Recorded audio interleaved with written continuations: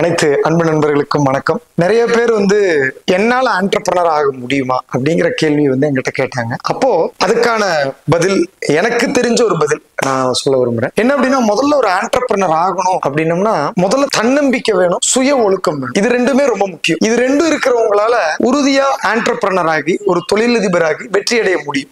சில நேரத்துல நம்ம மேல நம்மளுக்கு நம்பிக்கை, சில நேரத்துல இல்ல, எல்லா நேரத்திலயும் நம்ம மேல நம்மளுக்கு நம்பிக்கை இருக்கணும். நம்ம செய்யற செயல்ல நம்மள நம்பி அந்த செயலை நம்ம செய்யணும். அடுத்தது, தன்னம்பிக்கை உடையவர்களுடைய நட்பு நம்ம வச்சுக்கணும். அப்போ அதற்கான ஊக்கம் நம்மளுக்கு கிடைக்கும். அடுத்தது, சுய ஒழுக்கத்தோட இருக்கணும். சுய ஒழுக்கம் உடையவர்களுடன் நட்பை வச்சுக்கணும். இது ரெண்டும் ஒரு ஆண்டர்பிரனர் மட்டும் இல்லாம நம்ம வாழ்க்கைக்கும் தேவையான ஒரு முக்கியமான குணம்.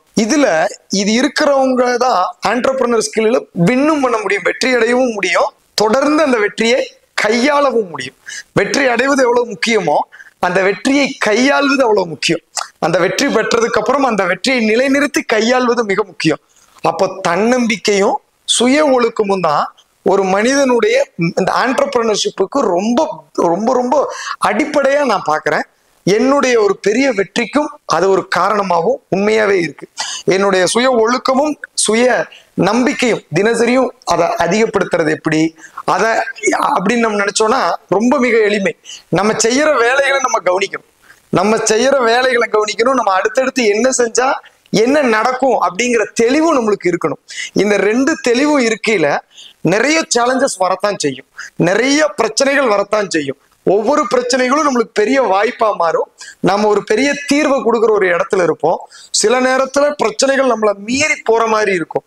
என்னைக்குமே ஒரு சுய ஒழுக்கமும் சுய நம்பிக்கையும் கொண்டவங்க, தன்னம்பிக்கையும் கொண்டவங்கள எந்த பிரச்சனையும் மூழ்கடிச்சதா சரித்திரமே கிடையாது. அந்த பிரச்சனைக்கே இவங்க தான் தீர்வு கொடுக்குற ஒரு பெரிய இடத்துல இருப்பாங்க. அவங்க தான் ஆண்டர்பிரனர்.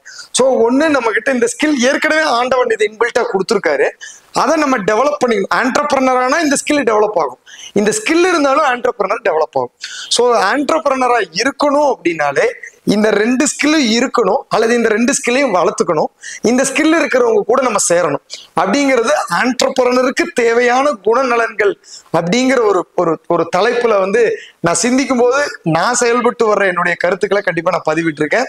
இந்த மாதிரி ஆண்டர்பிரனர்களை பத்தி உங்களுக்கு ஏதாச்சும் கேள்விகள் இருக்கு, நான் ஆண்டர்பிரனரா இருக்கேன் அல்லது ஆண்டர்பிரனர் ஆகணும், நான் ஆண்டர்பிரனரா இருந்து எக்ஸ்பேண்ட் பண்ணணும், இந்த மாதிரி உங்களுக்கு நிறைய கேள்விகள் இருந்தாலும் தாராளமா உங்களுடைய கேள்விகளை நீங்க இதுல பதிவிடலாம். கண்டிப்பா உங்களுக்கான பதிலை நான் சொல்றதுக்கு அடுத்த வீடியோ கண்டிப்பா நான் பண்ணுவேன். நன்றி, வணக்கம்.